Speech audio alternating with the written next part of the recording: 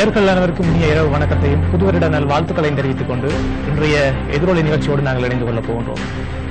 இன்றைய எதிரொலி நிகழ்ச்சியில் ஒரு மிக முக்கியமான விடயத்தை பற்றி பேச இருக்கின்றோம். குறிப்பாக யாழ் மாவட்டத்தின் வெளி வடக்கு பிரதேசத்தில் இருக்கின்ற குறிப்பாக சுண்ணாகம் பகுதி அதனை அண்மித்திருக்கின்ற பகுதிகள் குறிப்பாக 9 கிராம சேவக பிரிவுகள் இருக்கின்ற நிலத்தடி நீர் மாசுபட்டிருக்கின்றது. எண்ணெய் கழிவுகள் அதை போன்று போன்றன இந்த நீரில் கலந்திருப்பதன் காரணமாக அந்த பகுதியில் இருக்கின்ற மக்கள் சுத்தமான குடிநீரை பெற்றுக் கொள்வதில் பல்வேறு சிரமங்களை எதிர்நோக்கி கொண்டிருக்கின்றார்கள். பல ஆராய்ச்சிகள் மேற்கொள்ளப்பட்டிருக்கின்றன, பல ஆய்வுகள் மேற்கொள்ளப்பட்டிருக்கின்றன. ஆனால் உறுதியான தீர்வுகள் மட்டும் இன்னும் அந்த மக்களுக்கு வழங்கப்படவில்லை. எனவே இது தொடர்பானதாக இன்றைய நிகழ்ச்சி அமைய இருக்கின்றது. இன்றைய நிகழ்ச்சிக்கு வருகை தந்திருக்கின்றார்கள் சமுதாய மருத்துவ நிபுணராக இருக்கின்ற டாக்டர் முரளி வல்லிபுரநாதன் அவர்களை வரவேற்றுக் கொள்கின்றோம். வணக்கம். வணக்கம். அதேபோன்று சட்டத்தரணி KVS கணேசராஜன் அவர்கள் வருகை தந்திருக்கின்றார். வணக்கம். அதேபோன்று சூழலியல் நிபுணராக இருக்கின்ற தானா சுமனேந்திரன் அவர்கள் எங்களோடு இணைந்திருக்கிறார். வணக்கம். அதேபோன்று கொழும்பு பல்கலைக்கழகத்தின் புவியியல் துறை பேராசிரியராக இருக்கின்ற ஆண்டனி ராபர்ட் அவர்கள் எங்களோடு இணைந்திருக்கிறார். வணக்கம். அதேபோன்று இங்கே ஊடகவியலாளர் குழாமில் இருந்து வளமை போன்று உமாச்சந்திரா பிரகாஷ் இணைந்திருக்கிறார். வணக்கம் உமா. வணக்கம் மயூரன். சக்தி டிவி நேயர்கள் அனைவருக்கும் இனிய இரவு வணக்கம். அதேபோன்று கராதிவன் வணக்கம். வணக்கம் மயூரன். நேயர்கள் அனைவருக்கும் இனிய வணக்கம், இனிமையான புத்தாண்டு வாழ்த்துக்கள். ராஜமோகன் வணக்கம். வணக்கம். வணக்கம் மயூரன். நீங்கள் நினைத்த காரியமெல்லாம் வெற்றி பெற வேண்டும். முதல் உங்களுக்கு வாழ்த்துக்கள் தெரிவித்துக் கொள்கிறோம். அதே கருத்தை அப்படியே நாங்கள் எங்களுடைய நேர்களுக்கும் வழங்குகிறோம். எப்போதும் போல் சக்தி தனது சமூக பங்களிப்பை இந்த வருடமும் தொடர்ந்து கைங்கரியத்துடன் நடத்தி செல்லும் என்பதையும் நாங்கள் அறைகூவல் விடுக்கின்றோம். நிகழ்ச்சியின் முதலில் குறிப்பாக தமிழ் பேசும் மக்களின் ஒளியாக இருக்கின்ற எதிரொலி தமிழ் பேசும் மக்களின் குரலாக எப்போதுமே இருக்கும். அவர்கள் சந்திக்கின்ற பிரச்சனைகளுக்கு தீர்வுகளை முன்வைக்கும் என்ற அந்த விடயத்தோடு நாங்கள் நிகழ்ச்சிக்கு செல்லலாம். ஆரம்பத்திலே உமா நீங்கள் தொடரலாம். நன்றி மயூரன். என்னுடைய கேள்வி முதலில் டாக்டர் முரளி வல்லிபுரநாதன் அவர்களிடம் செல்கிறது. நிலத்தடி நீர் மாசு தொடர்பாக அண்மையில் ஒரு அறிக்கையை வடமாகாண சுகாதார அமைச்சு வெளியிட்டிருந்தது. எங்களுடைய கேள்வி, பொதுமக்கள் ஒரு குற்றச்சாட்டை முன்வைக்கிறார்கள். அந்த நிபுணர் குழுவிலே இருக்கக்கூடிய ஒருவர் இலங்கை மின்சார சபையோடு மிக நெருக்கமான தொடர்பை பேணக்கூடியவர். அவரை பற்றி பார்க்க போகும்போது அவர் இலங்கை மின்சார சபைக்காகத்தான் ஏகப்பட்ட ஆய்வுகளை மேற்கொண்டிருக்கிறார். எனவே அவ்வாறான ஒருவர் இந்த ஆய்வை மக்களுக்காக செய்யும் போது அந்த அறிக்கையில் எங்களுக்கு சந்தேகம் இருக்கிறது என்று சொல்லி மக்கள் குற்றம் சாட்டுகிறார்கள். இது தொடர்பாக உங்களுடைய நிலைப்பாடு என்ன? ஆமாம், இது ஒரு பல்கலைக்கழகத்தில் ஒரு முக்கிய அதிகாரியாக இருப்பவர் தான் இந்த வகையான நல முரண்பாடு என்று சொல்லுவோம், கான்ஃபிளிக்ட் ஆஃப் இன்ட்ரெஸ்ட். அதாவது ஒருவர் பல்கலைக்கழக பேராசிரியராக இருக்கும் பொழுது அவருடைய உறவினர் ஒருவர் மாணவராக வந்தால் அவரை அந்த பேராசிரியர் எக்ஸாம் வைத்து அவருக்கு மார்க்ஸ் போடுவது என்பது அது அவர் நேர்மையாக செய்தாலும் அதில் ஒரு குற்றச்சாட்டு இருக்கும். அப்ப அந்த வகையில அப்படியான ஒரு சூழ்நிலை ஏற்பட்டால் அந்த பேராசிரியர் அவ்வகையான அந்த எக்ஸாமினராக வரக்கூடாது. அதை வேறொருவருக்கு அந்த சந்தர்ப்பத்தை வழங்கி அதை ஒழுங்காக அதை செய்ய அனுமதிக்க வேண்டும். ஆனால் இங்கே நாங்கள் பார்க்கிறோம், அந்த குறிப்பிட்ட மின்சார திணைக்களத்துடன் இணைந்து இலங்கை மின்சார சபையுடன் இணைந்த இந்த பல்கலைக்கழக அதிகாரி அவர் அவருடைய பெயரை கூகுள் பண்ணினாலே வருது. அவர் இந்த மின்சார சபையுடன் இணைந்து பல ஆய்வுகளை மேற்கொண்டிருக்கிறார். அதைவிட நாங்கள் பார்க்கிறோம், அவர் இந்த எனர்ஜி மேனேஜர்ஸ் அசோசியேஷன் என்ற ஒரு நிறுவனத்தில் அவர்கள் ஒரு தெரிவு செய்யப்பட்ட அதிகாரிகளாக மின்சார சபை தலைவர் உட்பட இவர்கள் ஒரே சபையில் உறுப்பினர்களாக இருக்கிறார்கள். இதைவிட இந்த அவருடைய அந்த பீடாதிபதியின் அழைப்பின் பேரில் வடமாகாண சபையைச் சேர்ந்த அந்த வட பிராந்திய மின்சார சபையின் மூத்த அதிகாரி அந்த சபை இவருடைய அந்த பீடாதிபதியின் ஃபேக்கல்டி போர்டு என்று சொல்லுவோம், அந்த போர்டில் இவருடைய அழைப்பின் பேரில் ஒரு உறுப்பினராக இருக்கிறார்கள். அப்ப இவ்வாறாக நெருங்கிய தொடர்புகளை கொண்டிருக்கும் பொழுது இங்கே இலங்கை மின்சார சபை தான் இந்த சந்தேகத்துக்குரிய இந்த நிறுவனத்தை தனியார் நிறுவனத்துக்கு அந்த இடத்தை வழங்கி இருக்கிறது. அங்கேதான் இந்த கழிவுகள் தகுந்த முறையில் அகற்றப்படாமல் எண்ணெய் குளம் இருந்ததற்கான உறுதியான ஆதாரங்கள் 2012 அதை புகைப்படம் எடுத்த நேரடியான ஆதாரங்களும் இருக்கின்றது. அப்ப இது எல்லாத்துக்கும் அந்த நிறுவனம் பிள்ளையோ இல்லையோ மின்சார சபை அவர்களுக்கு அந்த இடத்தை வழங்கிய விதத்தில் அவர்கள் அதை சரியாக கண்காணித்திருக்க வேண்டும். 50ஆம் ஆண்டுகளிலே நாங்கள் அறிகிறோம், இந்த மின்சார சபை சுன்னாகம் ஆரம்பிக்கப்பட்ட பொழுது உரிய வகையில் இந்த கழிவுகள் வந்து அப்போதைய காலத்தில் புகையிரதம் மூலமாக ஏற்றிச் செல்லப்பட்டு இந்த கிளாஸ் ஃபேக்டரியில் ரீசைக்கிள் பண்ணப்பட்டிருக்கிறது. அதாவது கழிவுகள் அந்த காலத்திலேயே நிலத்தில் விடக்கூடாது என்பதை 50ஆம் ஆண்டிலேயே பொறியியலாளர்கள் உணர்ந்து சூழலை மாசுபடுத்தக்கூடாது என்பதை மிகவும் கவனமாக உறுதி செய்வதற்காக அது வந்து அந்த கழிவுகள் கவனமாக அகற்றப்பட்டது. ஆனால் 2012 நாங்கள் பார்க்கிறோம் இவ்வளவு விஞ்ஞானம் முன்னேறிவிட்டது. ஆனால் எந்தவித பொறுப்பும் இல்லாமல் மின்சார சபை அதிகாரிகளும் பார்க்கத்தக்கதாக ஒரு பெரிய எண்ணெய் குளம் இருந்ததற்கான ஆதாரங்கள் மிகவும் தெளிவாக காணப்படும். குறிப்பா எந்த காலகட்டத்தில் இந்த கழிவுகள் அதிகமாக இந்த மாதிரி கவனிப்பு இல்லாமல் நிலத்தில் விடப்பட்டிருக்கிறது அப்படின்னு சொல்லி 2009 அந்த இந்த குளம் இருந்ததற்கான ஆதாரங்கள் இருக்கின்றன.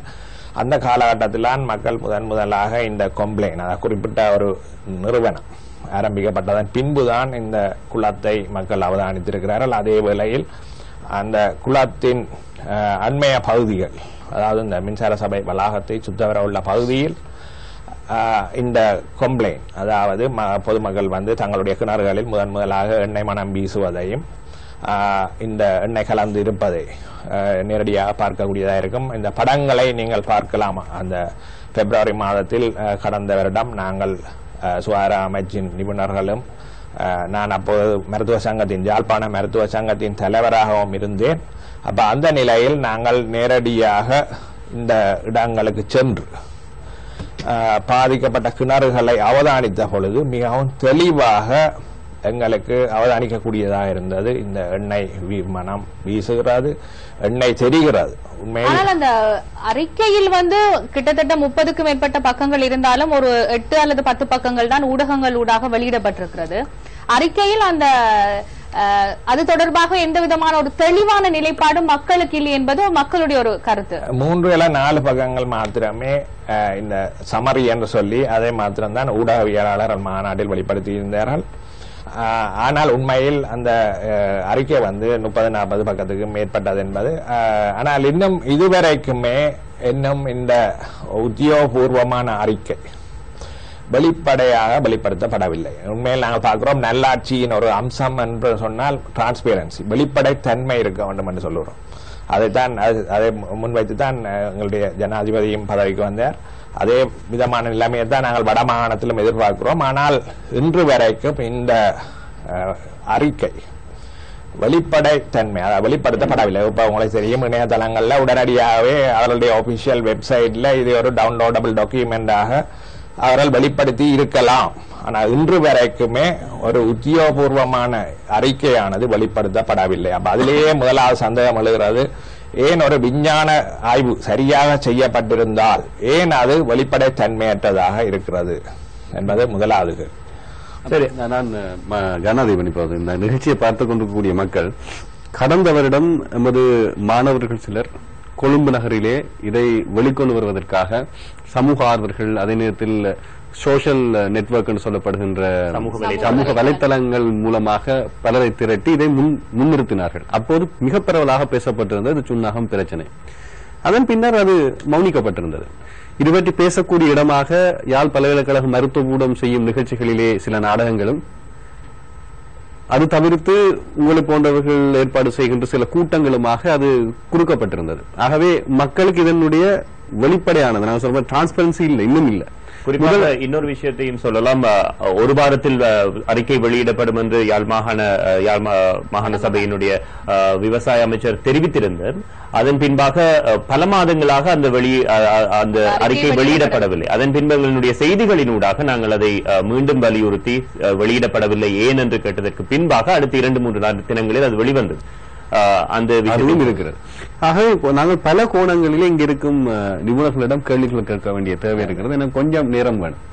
முதல்ல நாங்கள் டாக்டர் முரளியிடம் கேள்வி கேட்டோம். அவர் விஷயத்தை சொன்னார். வெளிவந்த தருணத்தை பற்றி ஒரு விடயத்தை சொல்ல வேண்டும். அதாவது அந்த குறிப்பாக இன்று 2 வழக்குகள் நிலுவையில் இருக்கின்றன. ஒன்று மேன்முறையீட்டு நீதிமன்றத்தில் இந்த குறிப்பிட்ட நிறுவனத்துக்கு எதிராக மேற்கொள்ளப்படும் வழக்கு. இதை விட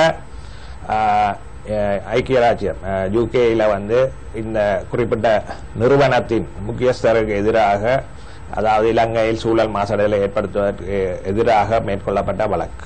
அப்ப இந்த 2 வழக்கிலையும் இந்த அதாவது அவர்கள் தங்களை காப்பாற்ற வேண்டிய ஒரு கட்டம் வரைக்குள்ள தான் சில நாட்களுக்கு முதல் தான் இந்த நிபுணர்களின் குழு அறிக்கை வெளிவருகிறது என்பதை நாங்கள் மிக முக்கியமாக கவனிக்கிறோம். சார், இப்ப நான் கேட்கக்கூடிய கேள்வி என்னவென்றால், இப்போது இங்கே இந்த மின்சார சபையினுடைய ஒரு தேவை, அங்கே மின்சாரம் வழங்குவதற்கு ஒரு கம்பெனி கொடுக்க வேண்டிய தேவை ஏன் வருகிறது என்றால், அதுவும் ஒரு மக்கள் நலம், அதுவும் மின்சாரம் அந்த பகுதி மக்களுக்கு கொடுக்கப்பட வேண்டும் என்கிற ஒரு தேவை இருக்கு. இங்கே நீங்கள் கொண்டு வரக்கூடிய சூழலியல் பிரச்சனையும் ஒரு சமூக நலம். ஆகவே இரண்டையும் பார்க்கும் போது வெளியில் இருப்பவர்கள் இரண்டிலுமே மக்கள் நலன் சார்ந்த விடயம் இருக்கிறது கொண்டு ஐயம் இருக்கிறது. இது வெளிப்படை. இங்கே எங்களிடம் சட்டத்தரன் இருக்கிறார். சட்டத்தரன் நேரடியாக இந்த விடயங்களோடு சம்பந்தப்பட்டவர். எதிர்காலத்தில் இந்த விடயத்துக்காக தன்னுடைய குரலை பதிவு செய்ய போகிறார் என்று நமக்கு பல தடவைகள் நுணுக்கமாக சொல்லியிருக்கின்றார். அதனாலே நாங்கள் திரு கணேசராஜன் அவர்களை நாங்கள் இங்கு அழைத்து வந்திருக்கின்றோம். அதன் அடிப்படையில் இப்படியான சமூக நலத்துக்கு கூட குறிப்பாக இந்தியாவை எடுத்துக்கொண்டு அணு மின் நிலையம் தமிழ்நாட்டில் இருக்கக்கூடிய விடயம் இதே போன்ற ஒரு நிலைப்பாடுதான். மக்கள் கூடாங்குள் மக்களுக்கும் தேவை, அதே நேரம் சூழல் மாசடைதல். இப்படி வெவ்வேறான இடங்களில் நடைபெற்ற விடயங்கள் என்ன, அப்படி நடைபெறுவதற்கான ஒரு சில உதாரணங்கள் எங்களுக்கு தேவைப்படுகிறது. அதோடு இப்போது இப்படியான திட்டங்கள் இப்போது நாங்கள் பார்க்கலாம். உலகமே கைத்தொழில் மயமாயிருக்கிறது. ஷாங்காய் நகரம், பெய்ஜிங் நகரம் புகை மண்டலமாக்கப்பட்டிருக்கின்றது. இந்தோனேஷியா புகை மண்டலம். இதையெல்லாம் நான் ஏன் சொல்லுகிறேன் இந்த நிகழ்ச்சியில் என்றால், அங்கும் கைத்தொழில் செய்வதற்கும் இடம் கொடுக்கப்பட்டிருக்கிறது. ஒரு எல்லை இருக்கிறது. இதற்கு மேல் மாசடைந்தால் அதற்கு ஒரு தட்டுப்பாடு. இது பற்றி ஒரு விடயத்தை மக்களுக்கு தெளிவுபடுத்த முடியுமா? என்னென்றால், குறிப்பாக இலங்கையிலே எனக்கு தெரிந்த வகையிலே இந்த சுன்னாக மட்டுமல்ல, நான் நினைக்கிறேன் இப்பொழுது 6 மாதத்துக்கு முன்னர் கம்பா மாவட்டத்திலே ரத்துபஸ்வல அங்கேயும் இதற்கு அதற்கு முதல் கிழக்கு மாகாணத்திலே நான் அந்த குறிப்பிட்ட நிறுவனங்களுடைய பெயர்களை நான் குறிப்பிடுவது நல்லதல்ல. அங்க ஏர் பொல்யூஷன், அதாவது அந்த குறிப்பிட்ட ஃபேக்டரியிலிருந்து கைத்தொழிற்சாலையிலிருந்து வெளிவருகிற அந்த என்ன சொல்றது பார்ட்டிகுலர்ஸ் என்று சொல்றது, அதை அவங்க சுவாசிச்சதனூடாக அவங்க உண்மையிலேயே ஹாஸ்பிட்டலைஸ் பண்ணப்பட்டிருந்து அது பாரிய பிரச்சனை ஏற்படுத்தியது. இன்னொரு முக்கியமான பிரச்சனை உங்களுக்கு தெரியும், இலங்கையிலே முதல் முறையாக இந்த இரும்பு தொழிற்சாலைகள் ஆரம்பிக்கப்பட்ட பொழுதும் இந்த பழைய இரும்புகளை அவர்கள் அந்த பிளான்ட் உருக்கி அந்த பார்கள் செய்கிற பொழுது அங்கேயும் அந்த எமிஷன் ஏற்படுகிறது. அதிலும் கூடுதலாக இந்த நான் ஆரம்பத்தில் கூட சீமேந்து விடயங்கள் கிழக்கு மாகாணத்திலே தான் இருந்தது. இந்த அயன் பார் என்று சொல்றது கூடுதலாக வடமத்திய மாகாணத்திலே புத்தளம், குருநாகல் அந்த பகுதிகளிலே தான் கூடுதலாக இந்த ஃபேக்டரிஸ் இருந்தது. இப்பொழுது கம்பஹாவிலே இந்த ரத்துபஸ்வலவிலே அதுவும் ஒரு பிளாஸ்டிக் சம்பந்தப்பட்ட நான் கிளவுஸ் செய்கின்ற ஒரு ஃபேக்டரி. இந்த 4 விடயத்துடன் சுன்னாகத்தை பார்த்தால் நுரைச்சேலையும் இருக்கிறது. ஆனால் நுரைச்சேலையும் நான் நினைக்கிறேன் வழக்கு பதிவு செய்ததாக இந்த தகவலும் இல்லை.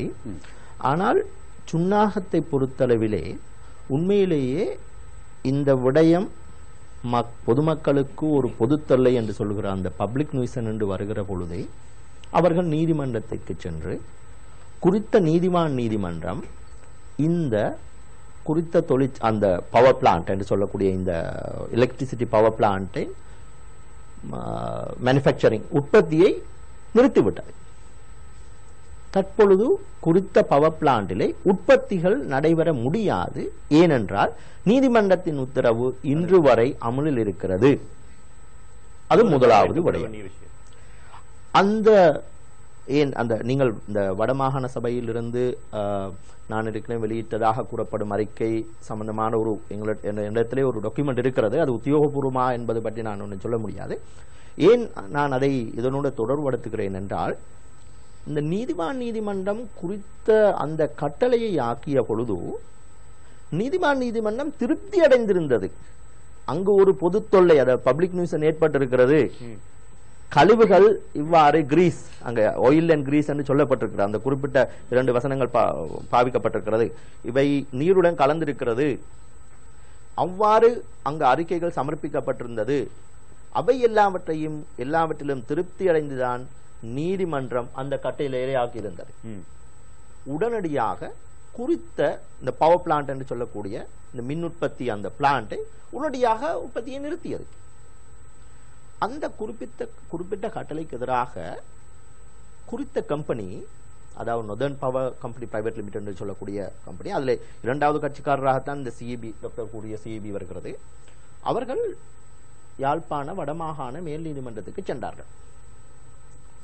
அங்கு சென்ற பொழுதும் கூட 2 முறைகள் 2 கட்டளைகள் வழங்கப்பட்டிருந்தும் கூட குறித்த நீதிமன்றத்தின் கட்டளையை இன்று வரை மாற்ற முடியாமல் போனது.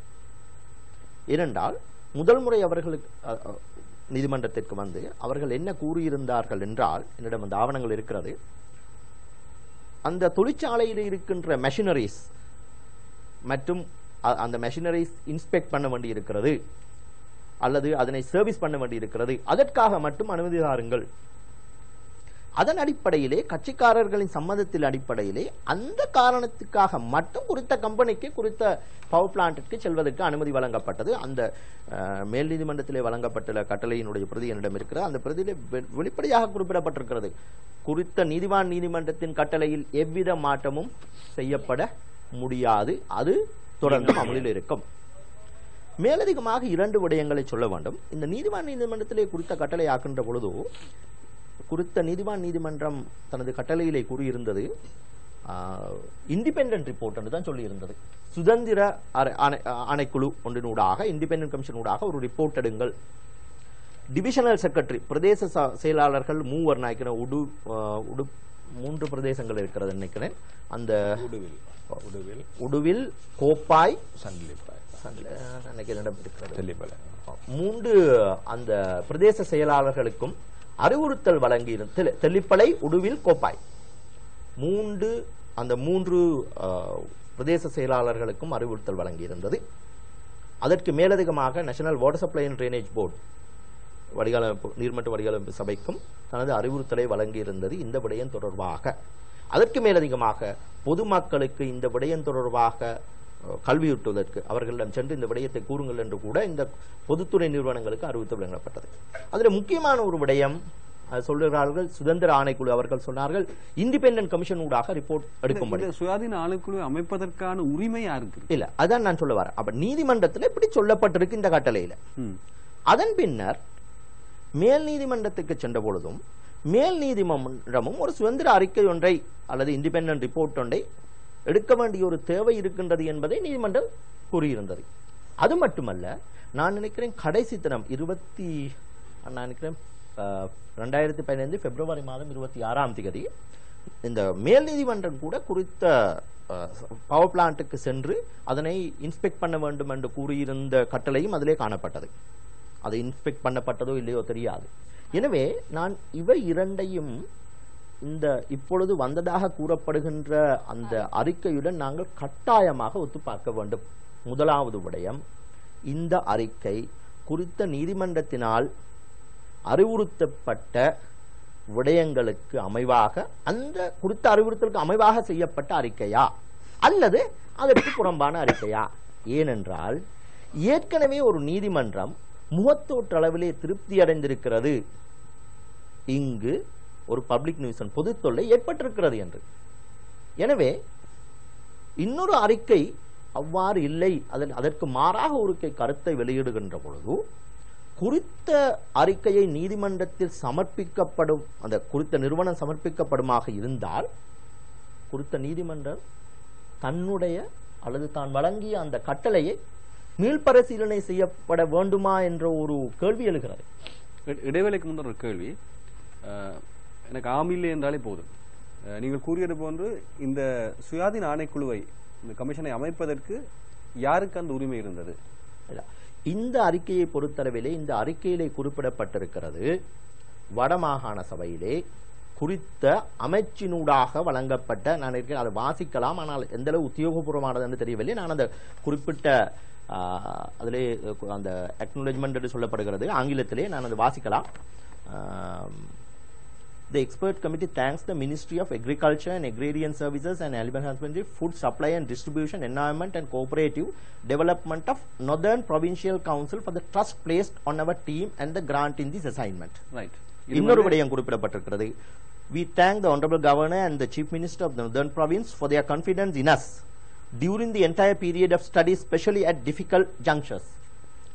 எனவே இதுல ஒரு விடயம் தான் முக்கியமான விடயம். அதாவது பல தடைகளுக்கு முன் கொடுத்த வேலைகளில் இந்த அறிக்கை குறிப்பிட்ட நீதிமன்றங்களினால் வழங்கப்பட்ட அறிவுறுத்தல்களுக்கு ஏற்ப அல்லது அந்த அறிவுறுத்தல்களுக்கு அமைவாகத்தான் செய்யப்பட்ட அறிக்கையா அல்லது அதற்கு புறம்பாக செய்யப்பட்ட வேறு ஒரு அறிக்கையா? அடுத்த கேள்வி, இப்போது வடமாகாண சபையினுடைய நிலைப்பாடு இந்த விடயத்தில் எப்படி இருக்கிறது? இல்ல, நான் நினைக்கிறேன் இந்த அறிக்கை ஒரு எக்ஸ்பர்ட் பேனல் இருக்கிறார்கள்.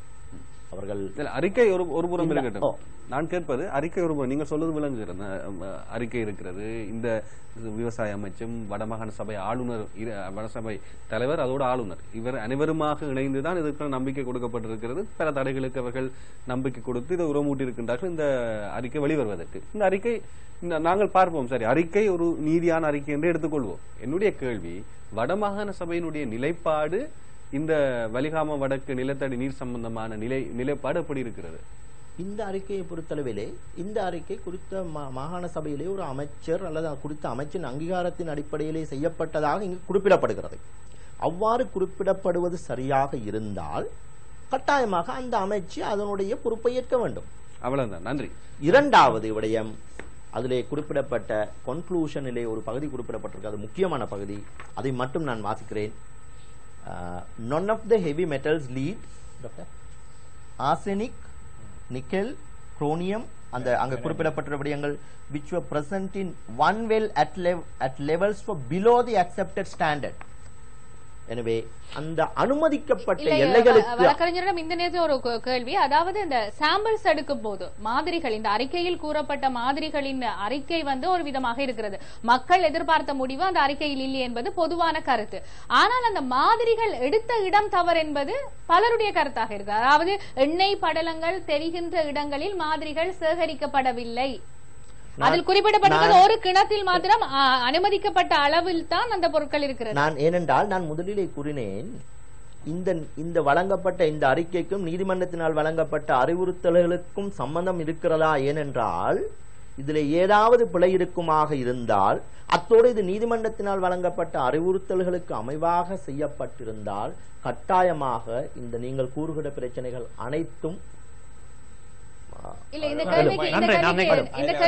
இன்னொரு விஷயம் இருக்கிறது, சாம்பிள்கள் எடுக்கப்பட்டது, அந்த சாம்பிள்கள் இந்த ரிப்போர்ட்டுக்கு பயன்படுத்தப்பட்டதா இல்லையா, அல்லது அந்த சாம்பிள்களில் பாவிக்கப்பட்ட அந்த அவுட்கம் நூடாக செய்யப்பட்ட ரிப்போர்ட் இதுதானா என்பது பற்றி இந்த எக்ஸ்பர்ட் பேனல் என்று குறிப்பிடப்பட்டிருக்கின்ற, நான் இருக்கிறேன் 7 பேர் இருக்கிறார்கள், 9 பேர் இருக்கிறார்கள், அவர்கள் தான் பொறுப்பேற்க வேண்டும். ஏனென்றால் அதனுடைய கட்டுப்பாடு, அந்த குறிப்பிட்ட எடுக்கப்பட்ட சாம்பிள், அதனுடைய நேச்சர் ஆஃப் த சாம்பிள் பற்றி ஒருவருக்கும் கமெண்ட் கூற முடியாது. ஏனென்றால் அவர்கள் தான் எக்ஸ்பர்ட் பேனல். நன்றி. நாங்கள் ஒரு விளம்பர இடைவேளை தொடர்ந்து மேலும் அதிகமாக பேச வேண்டியிருக்கின்றது. விளம்பர இடைவேளை தொடர்ந்து மீண்டும் எதிரொலியோடு இணைந்து கொள்வோம். தொடர்ந்தும் சக்தி டிவியோடு இணைந்திருக்கிறது.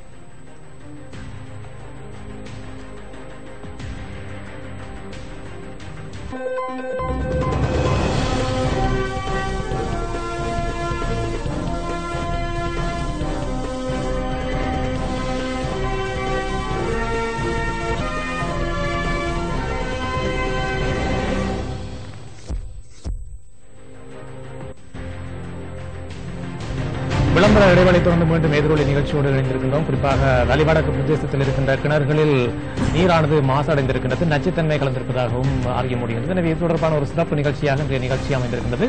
தொடர்ந்து கனா நாங்கள் நேரடியாக இந்த விஷயங்களை பற்றி பேசுகின்ற பொழுது சூழல் பற்றி மற்றும் அந்த பூமி புவி எவ்வாறு அமைந்திருக்கிறது, அந்த புவி சார்ந்த விஷயங்கள் பற்றியும் பேசலாம் அப்படி இருக்கிறோம். எனவே புவியியல் பேராசிரியர் ஆண்டனி நோபர்ட் அவர்களோடு இணைந்து கொள்ளலாம். எனவே இந்த யாழ்ப்பாணத்தினுடைய புவியியல் அமைப்பு மற்றும் நீரோட்டம் தொடர்பாக மக்களுக்கு ஒரு தெளிவான ஒரு விளக்கத்தை தந்தால் நல்லா இருக்கும். எப்படி அந்த நீரோட்டம் கனெக்ட் ஆகுறது, என்ன கிணறு அமைப்பு, என்ன அந்த எந்தெந்த இடங்களில் எப்படி கிணறுகள் இருக்கும், அதனுடைய இணைப்புகள் என்ன, இது பற்றி ஒரு யாழ்ப்பாண குடாநாட்டை பொறுத்தவரையில் இது ஒரு சுண்ணாம்பு கற் பிரதேசம்.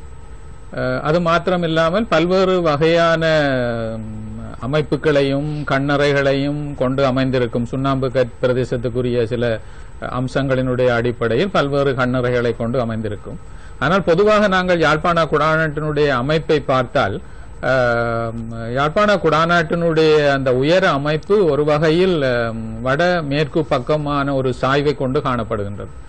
அத்துடன் அது மாத்திரம் இல்லாமல் இந்த நாங்கள் சொல்லுகின்ற இந்த சுண்ணாம்பு கற் பிரதேசம் ஒரு ஷலோ லேயராக, ஒரு ஆழம் குறைந்த ஒரு மேல்மட்டத்தில் காணப்படுகின்ற ஒரு லேயராக காணப்படுகின்றது சில இடங்களில். இதுதான் இந்த கீழ் அந்த நிலத்தினுடைய கீழ்ப்பகுதியில் ஏற்படுகின்ற நீரோட்டங்களுக்கு பிரதானமான காரணமாக இருக்கின்றது. ஆனால் இந்த சுண்ணாம்பு கற் பிரதேசம் மிக ஆழமானதாக, இப்போ உதாரணமாக 1965 ஆண்டுகளுக்கு பிறகு இந்த சுண்ணாம்பு கல்லினுடைய அமைப்பு, படைகள் எவ்வாறு காணப்பட்டது என்பதை பற்றி பல்வேறு ஆய்வுகள் எடுத்திருக்கிறார்கள்.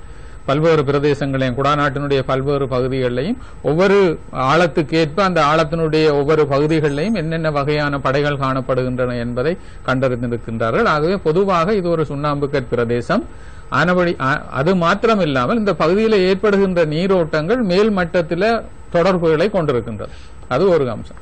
இரண்டாவது அம்சம் 1967-68 ஆண்டு இந்த யாழ்ப்பாண பகுதியில் காணப்படுகின்ற இந்த உவர் தன்மைகளை ஆய்வு செய்வதற்காக 1965 ஆண்டு டாக்டர் அரோன் எராட்டன் என்கின்ற ஒரு இஸ்டவேல், ஒரு ஹைட்ரோலஜிக்கல் எக்ஸ்பர்ட் ஒருவர் யாழ்ப்பாணம் ஆய்வு செய்திருக்கிறார். இந்த யாழ்ப்பாண குடாநாட்டில் பல்வேறு இடங்கள்லையும் ஏறக்குறைய யாழ்ப்பாண குடாநாட்டில் காணப்படுகின்ற 84,000 கிணறுகளில் குறிப்பாக 66,000 கிணறுகள் அந்த காலத்தில் 65 ஆண்டு இந்த 66,000 கிணறுகள் வீட்டு கிணறுகளாக காணப்பட்டிருக்கின்றன. மிகுதி 18,000 கிணறுகள் விவசாய கிணறுகளாக காணப்பட்டிருக்கின்றன. ஆகவே இந்த கிணறுகள் எல்லாம் அதுக்கு அந்த கிணறுகளுக்குரிய நம்பர் கொடுத்து அந்த நம்பரினுடைய அடிப்படையில் இந்த கிணறுகளில் காணப்படுகின்ற இந்த உவர்த்தன்மை சலைனிட்டி எவ்வாறு காணப்படுகின்றது என்பதை பற்றி ஆய்வு செய்திருக்கிறார்கள். சில இடங்களில் இந்த சலைனிட்டி 3,500க்கு மேலும் இந்த சலைனிட்டி காணப்பட்டிருக்கு. ஆகவே இது சம்பந்தமான படங்கள் முழுவதும் அவர்கள் அந்த படங்கள் தயாரித்திருக்கிறார்கள். அந்த படங்கள் இந்த வாட்டர் போட், ரெய்னேஜ் வாட்டர் போட் யாழ்ப்பாண அலுவலகத்தில் தான் அது இருந்திருக்கின்றது. ஆகவே இந்த ஆய்வின்படி பெரும்பாலும் இந்த உரும்பிராய், ஊரலு, மல்லாகம், உடுவில் பகுதிகளில் இந்த கிணறுகள் மிக செறிவாக காணப்பட்டிருக்கின்றது. ஆகவே அந்த 65 ஆண்டுல இருந்தே இந்த யாழ்ப்பாண குடாநாட்டினுடைய குறிப்பாக விவசாயத்தை செறிவாக கொண்டு காணப்படுகின்ற பகுதி, அடுத்தது மக்கள் நெருக்கமாக காணப்படுகின்ற பகுதி, அது மாத்திரமில்லாமல் வீட்டோடு சேர்ந்த கிணறுகள், அந்த கிணறுகளை அடிப்படையாக கொண்ட விவசாய நடவடிக்கைகள், இவைகளெல்லாம் செறிந்து காணப்படுகின்ற இந்த பகுதியில இந்த நோயினுடைய தாக்கம் 1965 ஆண்டே ஆரம்பித்திருக்கின்றது. என்னுடைய கேள்வி இப்ப நீங்கள் சொல்வது போன்று உப்புச்சரிவு அதிகம், சோல்டினஸ் அதிகமாக இருக்கக்கூடிய அளவுகள் நீங்கள் சொல்வது போன்று ஓரளவு புரிகிறது. அது சுண்ணாம்பு படலத்தினுடைய படைகளினுடைய கனதியில தான் அதனுடைய என்ன சொல்வது ஃபில்டரிங் பண்ணக்கூடிய அந்த விடயம் தடுக்கப்படும். குறிப்பாக கோடை காலத்தில் கூடுதலாக இருக்கும், அதான் சொல்லுகிறார்கள்.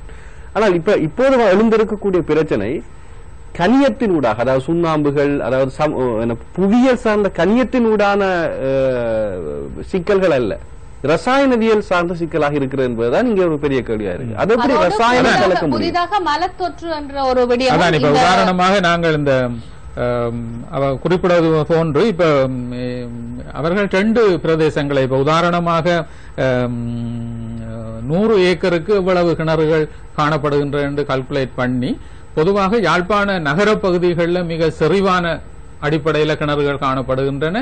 இந்த மல கழிவுகளுக்கும் கிணறுகளுக்கும் இடையில மிக நெருங்கிய தொடர்பு காணப்படுகின்றன என்றும், அடுத்தது இந்த விவசாய பகுதிகளில் ஏக்கருக்கு கூடுதலான கிணறுகள் காணப்படும் சொல்லியிருக்கிறார். இப்ப இங்க என்ன பிரதானமான அம்சம் என்னென்று சொன்னால், இந்த 1965ஆம் ஆண்டு காலத்துக்கு பிற்பட்ட காலங்களில் விவசாய நடவடிக்கைகளுக்காக பயன்படுத்தப்பட்ட உரங்களினுடைய அளவு, உதாரணமாக பூச்சி நாசினிகள், களைகொல்லிகள், அடுத்தது இந்த பல்வேறு வகையான உரங்கள் அளவுக்கு அதிகமாக பயன்படுத்தப்பட்டிருக்கின்றன. இப்ப உதாரணமாக நாங்கள் இலங்கையில சராசரியாக ஒரு ஏக்கருக்கு 284 கிலோகிராம் உரம் பயன்படுத்தப்படுகின்றது. தென்னாசிய நாடுகளோட ஒப்பிடைக்குள்ள இந்தியாவில் 7 கிலோகிராம் தான் பயன்படுத்தப்படுகின்றது. ஆகவே தென்னாசிய நாடுகளோட ஒப்பிடைக்குள்ள இலங்கையில மிக கூடுதலான உரம். உங்களுக்கு தெரியும், வாழைப்பொத்தியில வாழைக்காய் பெருசாகிறதுக்காக பொத்தியை முறிச்சிட்டு அந்த பொலித்தீன் பேக்குள்ள போரையை போட்டு அதுல கட்டி விடுவார்கள். வாழைப்பழம் பெருசா வரும், நல்ல வாழைப்பழம் என்று வாங்கி கொண்டு போகணும். ஆகவே அதுல என்ன நைட்ரேட் கண்டென்ட் அதுல இருக்குது. ஆகவே தொடர்ச்சியாக காலத்துக்கு காலம் ஏற்பட்ட இந்த பிரச்சனைகள், உதாரணமாக நல்ல ஒரு உதாரணம் என்னன்னு சொன்னால், ஐக்கிய அமெரிக்காவில் 800 கிணறுகள், தென் கலிபோர்னியாவில் 800 கிணறுகள் மூடி போட்டாங்க, மண் போட்டு. அதே போல 130 கிணறுகள் சான் ஜோக்கிம் பள்ளத்தாக்குல நைட்ரேட் கண்டென்ட் அதிகரித்ததுனால கிணறுகள் மூடப்பட்டிருக்கின்றன.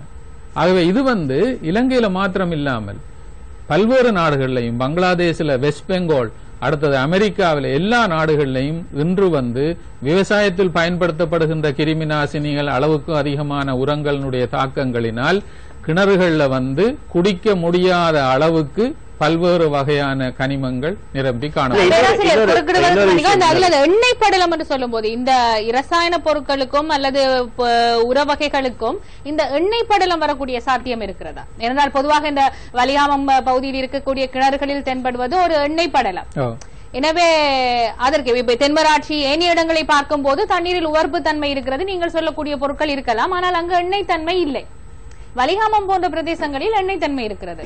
எனவே இந்த இரண்டிற்கும் ஏதாவது தொடர்பு இருக்கிறதா? ஆனா இதுல இவர் சூழலியல் அவர் இதுக்கு விட சொல்லலாம். இப்ப உதாரணமாக நாங்கள் எண்ணெயினுடைய தாக்கம் இருக்குமாக இருந்தால் அங்க அந்த ஹைட்ரோ கார்பன் காணப்பட வேண்டும், அதான் முக்கியம். பேராசிரியர் குறுக்கிடுவதற்கு மன்னிக்கவும். பொதுவாக எண்ணெய் என்று நாங்கள் இங்க பேசுற பொழுது 2 வகையான சயின்டிபிக்கா 2 வகையா நாங்க பிரிக்கலாம். ஒன்று சொல்றது ஃபாக் அப்படின்னு சொல்லி, ஃபேட் ஆயில் கிரீஸ். இது ஹெல்த் இம்பாக்ட் குறைந்த அளவானது. அதே நேரம் இன்னொரு சர்வதேச அளவீடு இருக்குது, பிடெக்ஸ் சொல்றது, அதாவது பென்சின், தொலுயின், எத்தைல் அண்ட் எக்ஸ் ஜெலைன்.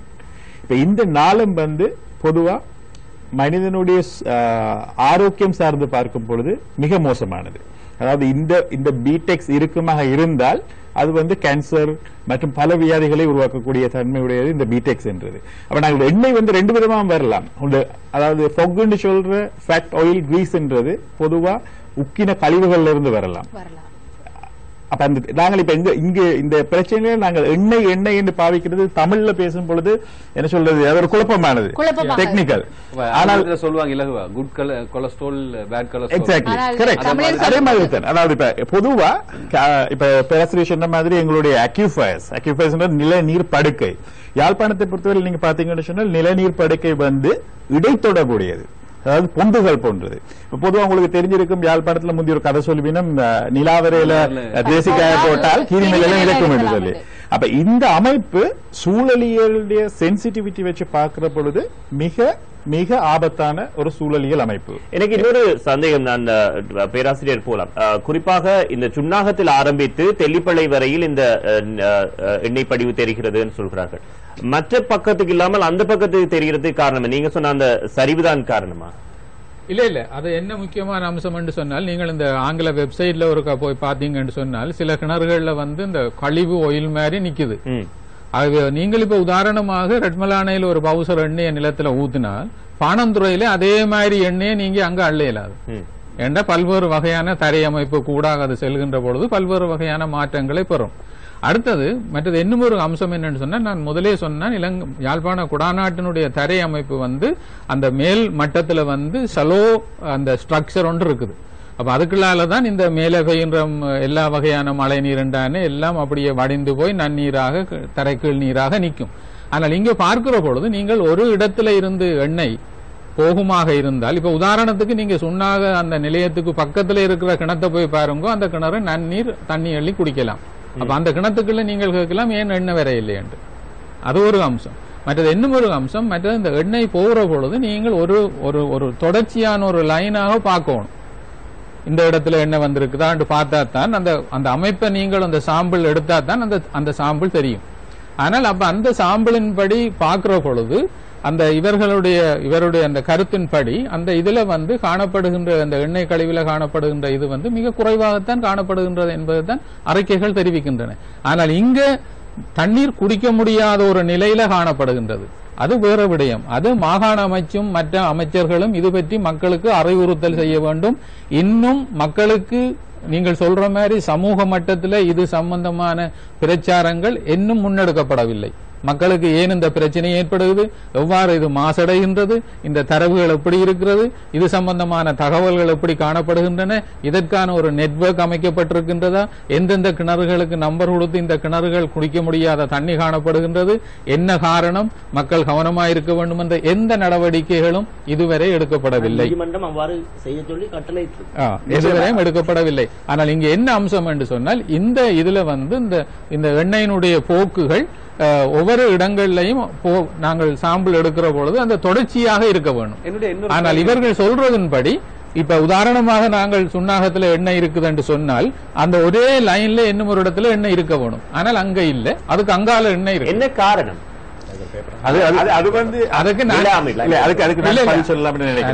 என்னன்னு சொன்னால், இப்ப இந்த நில அமைப்பை பற்றின முழுமையான விஞ்ஞான தரவு எங்களிடம் இல்லை. அதன் முதல் காரணம். இப்ப இந்த ரிசர்ச் என்று சொல்றதுல எனக்கு தனிப்பட்ட ஒரு சூழலியல் விஞ்ஞானம் சார்ந்த ஒரு அனுபவம் இருக்கிறது. ப்ரொஃபஷனலா எனக்கு ஒரு அபிப்பிராயம் இருக்கிறேன்னு சொன்னால், இந்த ரிசர்ச்சுக்குரிய டிசைன், இந்த பிரச்சனையை நாங்கள் எப்படி அணுகணும் அப்படின்றதுக்கு நிறைய ஒர்க் பண்ண வேண்டி இருக்குது. என்ன சொன்னால், உதாரணமா பாத்தீங்கன்னா 1970 அமெரிக்காவில் கிளீன் வாட்டர் ஆக்ட் வந்துச்சு. அது மெயினா இந்த ஆயில் ஸ்பில்ஸ் வச்சு நடந்த பிரச்சனைகளை வச்சு கொண்டு அந்த சட்டத்தை உருவாக்கினாங்க. என்ன சொன்னா, ஒரு ஃப்ரேம்வொர்க் வேணும் நாங்கள் இந்த பிரச்சனையை கதைக்கிறதுக்கு. ஆனால் இப்ப உதாரணமா பாத்தீங்கன்னு சொன்னா, நம்ம லோயர் சொன்ன மாதிரி எல்லா சூழலியல் பிரச்சனைகளும் நாங்கள் கதைக்கிறோம் பப்ளிக் நியூசன்ஸ், இல்லைன்னு சொன்னால் ஃபண்டமெண்டல் ரைட்ஸ். அப்ப எங்களுடைய சூழலியல் சட்டத்துக்கு உள்ளே இந்த பிரச்சனையை கையாளுறதுக்குரிய டெக்னிக்கல் விஷயங்கள் இல்லை என்றது ஒரு பெரிய குறைபாடு இலங்கையுடைய சட்டத்தில். சாதாரண மனிதர்களிடம் பொதுமக்களிடம் எதிர்பார்க்க முடியாது. அது நீங்க சொல்றது போன்ற ஒரு வல்லுநர் உண்மையிலேயே இது அனுபவம் சார்ந்தது. உதாரணமா பாருங்க, 2004 சுனாமி வந்த பின்பு டிசாஸ்டர் மேனேஜ்மெண்ட் ஆக்ட் டெவலப் பண்ணப்பட்டுச்சு. என்னால் எங்களை அனுபவத்தை சார்ந்தது. ஆனால் இன்று எங்களுக்கு இந்த சூழல் பிரச்சனைகள் ஏற்பட்டால் இந்த அனுபவத்தை வைத்துக் கொண்டு சட்டவாக்கம் எப்படி நடைபெறுகின்றது ஒரு பெரிய கேப் இருக்கு. என்ன சொன்னா, நாங்கள் ஒரு பிரச்சனையை பிடிச்சுக்கொண்டு அதுக்குள்ளே உழல்ற மாதிரி ஒரு தன்மை இருக்குது உண்டு. இன்னொரு கேள்வி வேற இல்லையா உங்களுக்கு? 4 பேரும் நீங்க பேசுற அடிப்படையில் வரேன்.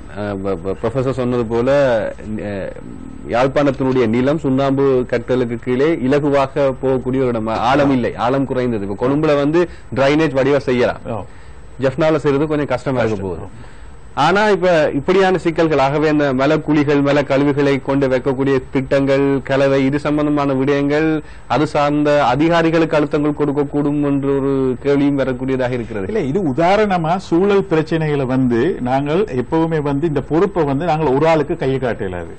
ஏன்னு சொன்னாலும், நீங்க உதாரணமா பாத்தீங்கன்னா, நீங்க போடுற குப்பை எல்லாரும் போடுற குப்பையும் சேர்ந்துதான் பெரிய பிரச்சனையா வருகிறது.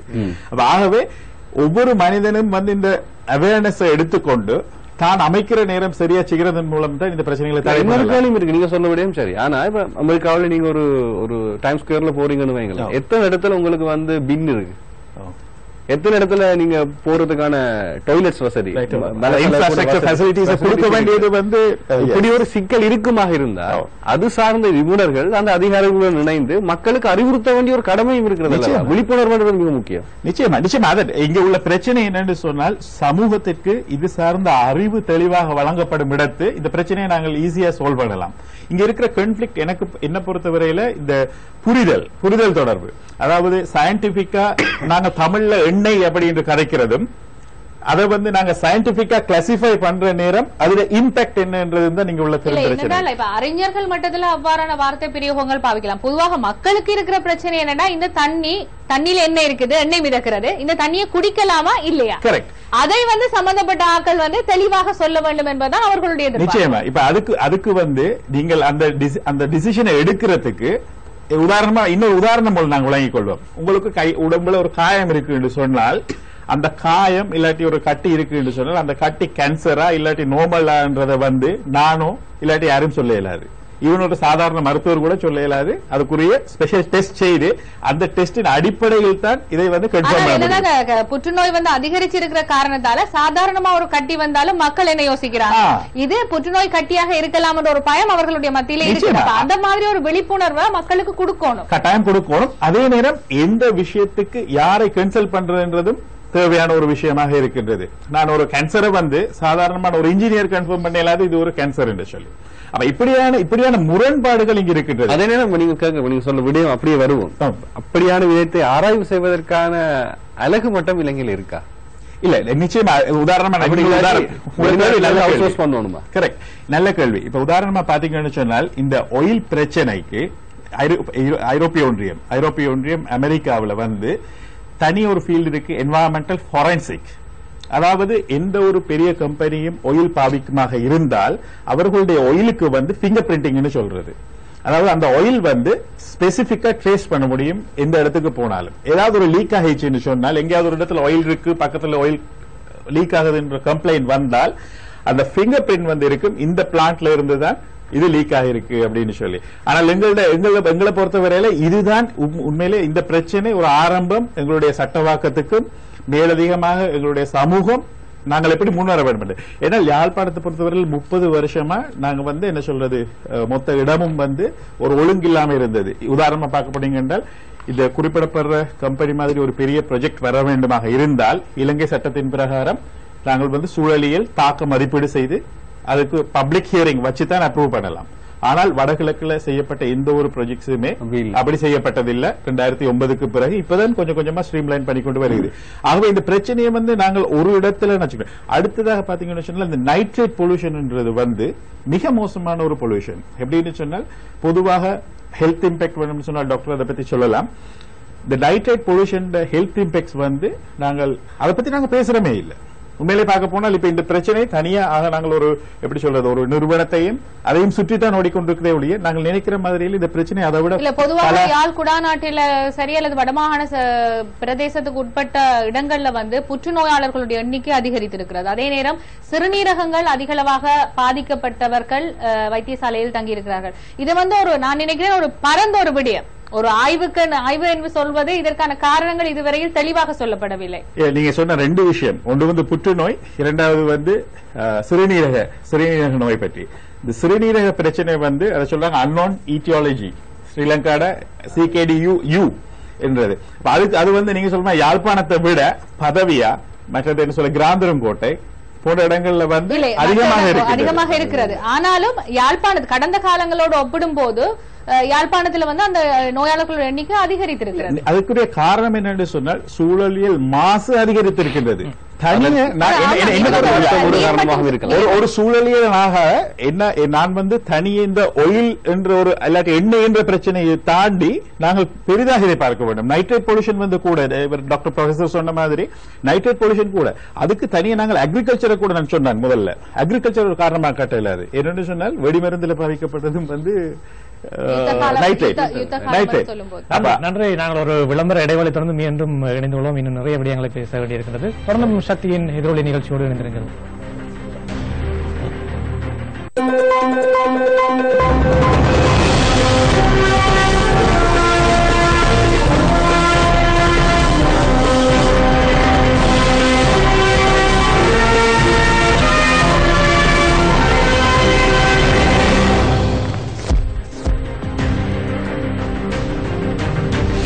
தமிழ் பேசும் மக்களின் ஒளியான சக்தி டிவியின் எதிரொலி நிகழ்ச்சியோடு இணைந்திருக்கின்றீர்கள். குறிப்பாக வடமாகாணத்திலே வடக்கு பிரதேசத்தில் நீர் மாசுபடுதல் பற்றியதாக இந்த நிகழ்ச்சி அமைந்திருக்கின்றது. குறிப்பாக நிலத்தடி நீர். தொடர்ந்து பேசலாம். நான் நேரடியாக டாக்டரிடம் போகலாம் இருக்கிறேன். அப்போது நாங்கள் பேசியிருந்த விஷயம் தான், இந்த மாதிரிகள் எடுக்கப்பட்டது தொடர்பாக ஒரு பெரிய ஒரு முரண்பாடு இருக்கிறது. மக்களே நேரடியாக சொல்கிறார்கள் சம்பந்தப்பட்ட அதிகமாக பாதிப்பு இருந்த கிணறுகளில் மாதிரி எடுக்கப்படவில்லை அப்படின்னு. இன்னொன்று, அந்த அறிக்கையை சமர்ப்பித்த ஒருவர் சொன்னால், நான் எத்தனையோ வருஷமாக சுடுநீரை தான் நீரை கொதிக்க வைத்து தான் குடித்துக் கொண்டிருக்கிறேன். நேரடியாக வடமாகாண சபை உறுப்பினர்கள் கேட்ட பொழுதே அந்த குழுவை சேர்ந்தவர்கள் நேரடியாக பதில் சொல்லவில்லை அந்த தண்ணீரை குடிக்கலாமா இல்லையா. எனவே அங்க இருக்கக்கூடிய அந்த பிரச்சனை என்ன? ஆமாம், இதுல இந்த முரண்பாடை நாங்கள் முதலில் பார்த்தால் நீங்கள் கூறிய அந்த பிரச்சனை, அதாவது எடுக்கப்பட்ட மாதிரிகள் தொடர்பான பிரச்சனை. அப்ப நாங்கள் முதலில் பார்க்கிறோம் 2013-14 இந்த தேசிய நீர் வடிகால் அமைப்பு சபையினால் 150 கிணறுகளை பரிசோதித்து அதுல 109 கிணறுகளில் கிட்டத்தட்ட 70% மேலான கிணறுகளில் அதிக அளவு இந்த ஆயிலும் கிரீஸும் இருப்பதாக அவர்களுடைய ஆய்வுகள் காட்டியது. அப்ப அதை நிராகரிக்க வேண்டும் என்று சொன்னால் ஒன்று நீங்கள் குறிப்பிட்டது போல அதே கிணறுகளில் மீள பரிசோதனை செய்யப்பட்டிருக்க வேண்டும். இரண்டாவதாக நாங்கள் சொல்லுவோம் வேற கிணறுல செய்யறோம் என்று சொன்னால் புள்ளி வேறவியல் தத்துவங்களின்படி 150 கிணறுகளில் செய்யப்பட்ட ஒரு ஆய்வை நிராகரிக்க வேண்டும் என்று சொன்னால் அதை விட பெரிய அளவில் 500 அல்லது அதுக்கு மேற்பட்ட அளவில். அதுக்கு அவர்கள் சொல்லுகிற ஒரு காரணம் ஏதோ வகுத்தொழில் பிரச்சனை 100 வகுக்க வேண்டியது அந்த பிரச்சனை வாரன், அந்த 300 பிரிக்கிற பிரச்சனை வாரன். அதுக்கு மேல் நான் சொல்றேன் என்னன்னு சொன்னா இந்த மாதிரிகள் எடுக்கப்பட்ட முறை, அதாவது ஒரு உதாரணத்துக்கு இப்ப 10 மாதிரிகளில் ஒரு ஆய்வு செய்யப்பட்டிருக்குது, அதுல ஒரு முடிவு வந்திருக்கு.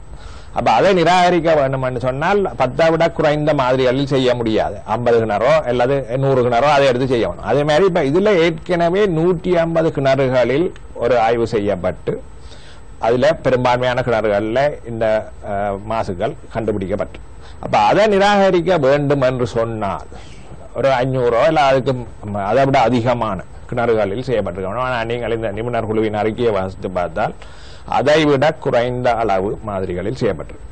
இதோட இரண்டாவதாக என்ன ஒரு முக்கியமான பாயிண்டை கொண்டு வரேன் என்னன்னு சொன்னால் இந்த பிப்ரவரி மாதம் 2014 நான் அப்ப மருத்துவ சங்கத்தின் யாழ்ப்பாண மருத்துவ சங்கத்தின் தலைவராக இருந்தேன். அப்ப நான் நேரடியாக சுகாதார அமைச்சுக்கு இதை ஒரு சுயாதீனமாக ஆராய வேண்டும் என்ற கோரிக்கையை விடுத்து அவர்கள் நேரடியாக மாதிரிகளை எடுத்து இந்த அதாவது 30 கிணறுகளில் நாங்கள் அந்த ஆய்வுகளை மேற்கொண்டோம்.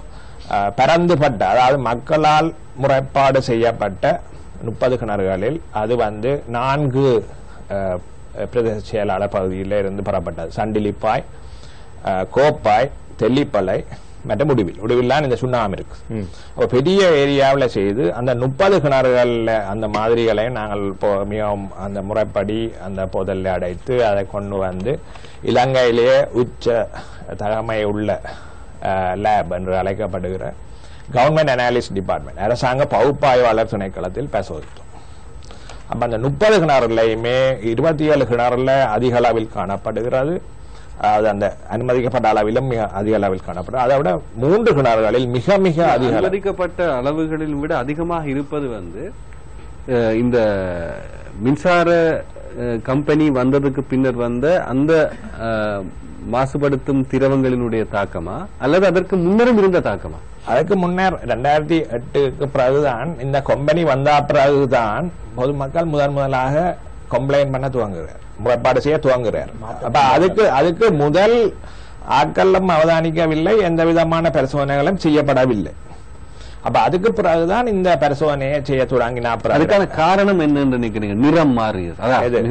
வெளிப்படையாக நான் இந்த படங்கள்ல காட்டியது போல மிகவும் வெளிப்படையாக இப்ப அங்க அந்த இன்னொரு விஷயம் டாக்டர், அந்த இப்ப வெளியிடப்பட்ட அறிக்கையில பொதுவாக இந்த சொல்லப்படுகின்ற அந்த எண்ணெய், பொதுவாக நாங்கள் பாவிக்கிற அந்த வசனம் எண்ணெய் படிந்த ஒரு தன்மை, அதற்கான காரணத்தை விட பொதுமக்கள் சொல்கின்ற கருத்து அந்த மலத்தொற்று என்ற ஒரு புதிய விடயம் தான் அதிக அளவாக ஹைலைட் ஆக்கப்பட்டிருக்கிறது.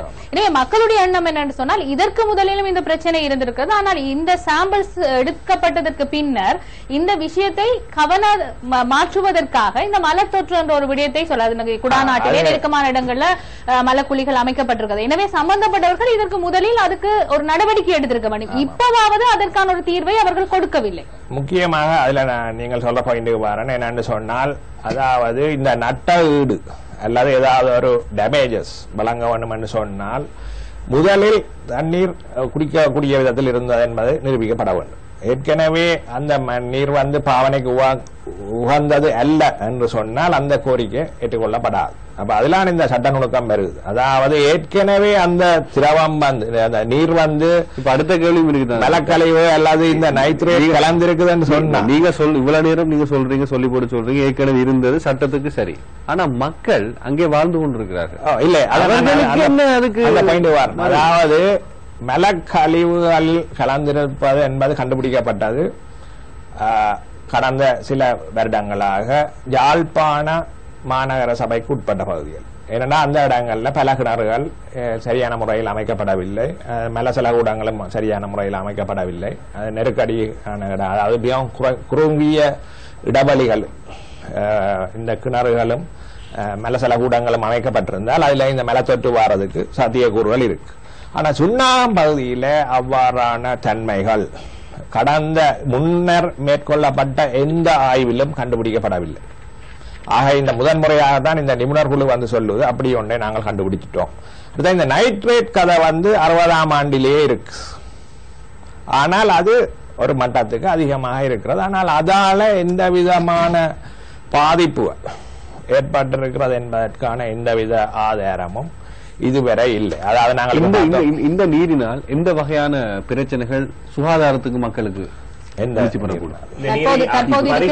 விதமான பாதிப்பு மக்களுக்கு இப்ப நாங்கள் சொல்றது என்னன்னு சொன்னால் எங்களுடைய ஆய்வுகளின்படி இந்த எண்ணெய் மற்றும் பேரலோகம், முக்கியமாக இந்த பேரலோகம் என்பது மிகவும் ஆபத்தானது.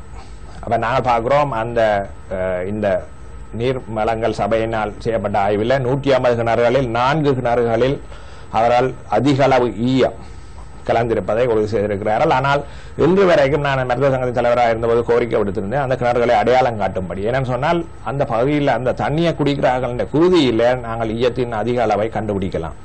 அப்ப அதை அவரால் இதுவரைக்கும் வெளிப்படுத்தவில்லை. அப்ப அது அடுத்த பிரச்சனை. என்ன மாதிரி ஒரு நிறுவனம் அதனால் என்ன பாதிப்பு வரும்? அது ஈயம் அது கடுமையான நச்சுத்தன்மையை ஏற்படுத்தலாம். என்ன செய்யும் சொன்னா அது கொஞ்சம் கொஞ்சமாக உடலில் சேர்ந்து சிறு பிள்ளைகள் துவக்கம் வயது வந்தவர்கள் வரை நரம்பு மண்டலத்தை தாக்கி அவர்களை உளவியல் ரீதியான பாதிப்புகள் ஏற்படலாம். இதை விட குருதிச்சோகை, சிறுநீர் பாதிப்பு, கடைசியாக அவர் அந்த ஒரு மட்டத்துக்கு மேலே அதிகரித்தால் இறப்பு ஏற்படும். சிறுநீரகம் பாதிப்பு நரம்பு மண்டலத்தில் அது சேரும். அப்ப அது சேர்ந்து கொண்டு போக அவருடைய அந்த குணாதிசயங்கள் கூட மாறும். ஒரு சிறுநீரகம் பாதிக்கப்படும் சந்ததி தடை வருவதற்கும் வாய்ப்புகள் அதிகமாக இருக்கும். ஆமா, அதிகம் சென்றார் அது அந்த இடத்துல அகல் வசிக்க முடியாத நிலைமை ஏற்படும். இதை விட என்ன மாதிரி ஆய்வை பார்க்கிறோம். அதாவது இந்த நிபுணர் குழுவின் ஆய்வு விஞ்ஞான சமூகத்தினால் பரிசோதிக்கப்பட்டு, அதாவது நாங்கள் சொல்லுவோம் ஒரு சயின்டிபிக் பப்ளிகேஷன், அதாவது எந்த இடத்திலுமே வெளிப்படுத்தப்படவில்லை. அதாவது விஞ்ஞான சமூகம் மேற்கொள்ளப்படக்கூடிய விதத்தில் அது செய்யப்பட்டிருந்தால் அது அந்த ஆய்வு ஒரு இடத்துல சயின்டிபிக் போரத்தில் வெளிப்படுத்தப்பட்டிருக்கும். ஆனால் நாங்கள் செய்த ஆய்வுகள் வெளிப்படுத்தப்பட்டிருக்குது. அதுல நாங்கள் ஒரு விஷயத்தை சொல்றோம். இந்த முன்னாள் வகுத்தால் என்ன, வகுக்கப்படாவிட்டால் என்ன, செறிவுகள் குறைந்து செல்கிறது. அதாவது இந்த கிணத்திலிருந்து தூரம் செல்ல செல்ல ஹைட்ரோ கார்பன்கள், அதாவது இந்த எண்ணெய் கழிவு மற்றும் கிரீஸின் அளவு குறைந்து செல்லுகிறது. அப்ப இந்த இளவிழுந்த வாதத்தை ஏற்றுக்கொள்ள முடியாது. ஏன்னா அந்த சுண்ணாத்தை சுத்தவரத்தான் இளவிழுதோ என்று சொல்லி ஏற்றுக்கொள்ள முடியாது. மற்றது நாங்கள் படிச்சிருக்கிறோம் விஞ்ஞானத்தில் அடிப்படை அம்பப்பிலே படிச்சிருக்கிறோம். அதாவது இந்த இளவுலைகள் விழுந்து கோடிக்கணக்கான ஆண்டுகளுக்கு பின்னர் தான் அவை இந்த பெட்ரோலியமாக மாற்றப்படுகின்றது. அது ஒரு கிழமையிலேயோ இல்ல ஒரு மாதத்திலேயோ ஒரு வருஷத்திலேயோ மாறாது. அப்ப இந்த இலகுல விழுந்த கதைகள் எல்லாம் ஏற்றுக்கொள்ளப்பட முடியாது. சரி, இன்னொரு விஷயம் நாங்க நேரடியாக இந்த தண்ணீர் பாவிப்பதால் அந்த பகுதி முற்றுமுழுதாக விவசாய பகுதி, விவசாய காணிகள் நிறைந்த பகுதி. இந்த தண்ணீர் பாவிக்கிறதால விவசாயத்தில் எந்த விதமான பிரச்சனைகள் வரும்? விளைகிற பொருட்கள் தொடர்பான பிரச்சனைகள் இல்ல. இப்ப உதாரணமா நீங்க பாத்தீங்கன்னு சொன்னால் விவசாயத்துக்கு பாவிக்கிற தண்ணிக்கு கிரைட்டீரியா இருக்கு. அதாவது சலினிட்டி கூடினால் தாவரம் இறக்கும். அதே நேரம் நைட்ரேட் பொல்யூஷன் உள்ள தண்ணி சில வேளையில் உரமாக கூட இருக்கலாம். அப்ப ஆகவே இந்த நாங்கள் எப்பவுமே ஒரு விஷயத்தை நாங்க பேசுற நேரம் சயின்டிபிக் மெத்தட் அப்படின்றது நாங்கள் எழுந்தமானமாக எதையும் கூறுவது சயின்டிபிக் மெத்தட் நாங்கள் கொள்ளையில. உதாரணமா நீங்கள் ஒரு பிரச்சனை என்று சொன்னால் அந்த பிரச்சனைக்கு ஒரு கருதுகோளை உருவாக்கி அந்த கருதுகோளை ஒரு தடவையில டெஸ்ட் பண்றதால நீங்க அது அப்படி இருக்குன்னு சொல்ல முடியாது. அது இங்க இருக்கிற இந்த பிரச்சனையில இருக்கிற ஒரு முக்கியமான சயின்டிபிக் அப்படின்னு கிளைம் பண்றதுக்குரிய முக்கியமான ஒரு பாயிண்ட் என்னன்னு சொன்னால், இப்ப உதாரணமா ஒரு சாரார் செய்த இப்ப என்னுடைய அதாவது இப்ப டாக்டர் சொன்ன மாதிரி அவருடைய ரிசர்ச்ல ஆயில் இருக்குன்னு சொல்லப்பட்டிருக்கு. இப்ப எக்ஸ்பர்ட் பேனல்ல சொல்லப்பட்டதுல ஆயில் இல்லாட்டி என்ன சொல்றது எண்ணெய். இன்னைக்கு உள்ள பிரச்சனை நான் கதைக்கிறது 2 விதம். ஃபாக், அதாவது ஃபேட், ஆயில், கிரீஸ் அண்ட் பீடெக்ஸ். அதுதான் எப்படி சொல்றது, தீங்கானது பீடெக்ஸ்.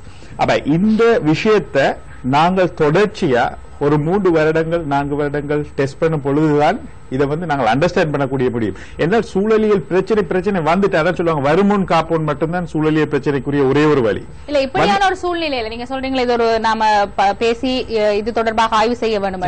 இந்த நேரத்துல வடமாகாணத்துல குழாய் கிணறுகள் தொடர்பாக சிந்திக்க வேண்டிய ஒரு தேவை இருக்கிறதா? இல்ல நிச்சயமா. என்னன்னு சொன்னால் நிலத்தடி மாசு இருக்கு அப்படின்னு சொன்னால் உடனடியாக அதுக்குரிய ஆல்டர்னேட்டிவா நாங்கள் தேடுறதுக்குரிய வழிமுறை நிர்வாகம் இல்லாட்டி அரசு செய்ய வேண்டிய கடமை இருக்குது. அப்ப இப்ப நாங்கள் இப்ப இருக்கிற விவாதங்களை வைத்துக் கொண்டு பார்க்கும் பொழுது முழு நீருமே மாசுபட்டு இருக்கு அப்படின்ற ஒரு நிலை வந்தால் ஆல்டர்னேட்டிவ், அதாவது மாற்று நீர் மூலம் என்னன்றதை பத்தின பிளான் நிச்சயமாக அது சார்ந்த பொறுப்பில் இருப்பவர்கள் கட்டாயம் அந்த நிலைக்கு போகணும். உதாரணமா நாங்கள் பார்க்கலாம், கடல் நீரை சுத்திகரிக்கிற ப்ராஜெக்ட் குடாநாட்டை பொறுத்தவரை என்ன நிலத்தடி நீர் வர வர இன்னும் கூடத்தான் போகுது. டெவலப்மெண்ட் என்ற அளவுல 30 வருஷத்துக்கு இருந்த இடத்தை விட இப்ப ப்ராஜெக்ட்ஸ் கூடுது, ஆட்களோட செறிவு கூடுது, அதனால பிரச்சனை நிச்சயமாக கூடத்தான் போகுது.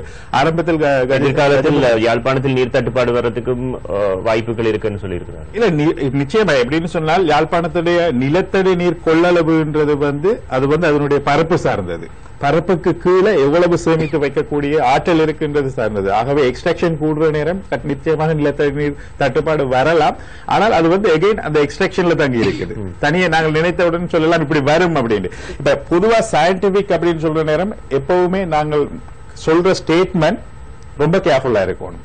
ஏன்னு சொன்னால் நிரூபணம் ஆகினது மறுதளிக்கலாம். என்னன்னு சொன்னால் உதாரணமா சொல்ல போனால் டால்டன் அணுதான் சின்ன அழகு என்று சொல்லி நாங்கள் படிச்சிருக்கிறோம். ஆனால் இன்று மாற்றப்பட்டு விட்டது.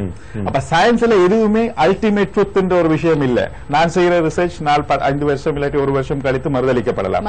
ஆகவே இந்த விஷயத்தை வச்சுக்கொண்டு இந்த பிரச்சனையை நாங்கள் விளங்கிக் கொண்டு இருக்கக்கூடிய தீர்வு என்னன்றதுதான் மூவ் பண்ணணும். உண்மையிலேயே என்ன பொறுத்தவரையில் இதை யாரையுமே குற்றம் சாட்டிக் கொண்டு நாங்கள் நின்று கொண்டிருப்பது கஜமோகன் கேட்டது மாதிரி மக்களுக்கு என்ன தீர்வு?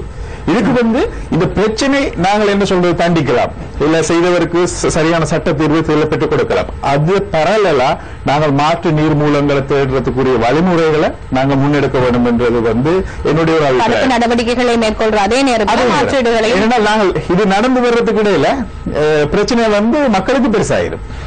நன்றி. குறிப்பாக இந்த மிக முக்கியமான ஒரு நாளில், அதாவது அடுத்த முதல் நாளில் பல வேலைகள் இருந்தாலும் கூட இந்த நிகழ்ச்சியில் இணைந்துள்ளதைக்கு சக்தி டி சார்பில் உள்ள அனைவருக்கும் நன்றிகளை தெரிவித்துக் கொள்கின்றோம். குறிப்பாக வடமாகாணத்தின் பலிகாம் வடக்கு பகுதியில் இருக்கின்ற பல கிராம பிரிவுகள் இருக்கின்ற கிணறுகளில் அந்த நிலத்தடி நீர் மாசுபட்டுக் கொண்டு செல்கின்றது. எனவே இது தொடர்பான ஒரு விழிப்புணர்வை ஏற்படுத்த வேண்டும்.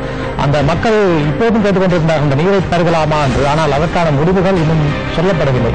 பருகலாம் அல்லது பருக முடியாத என்ற ஒரு தீர்க்கமான முடிவு இதுவரை காலம் வழங்கப்படவில்லை என்பது அந்த மக்களின் ஒரு குறைபாடாக இருக்கிறது.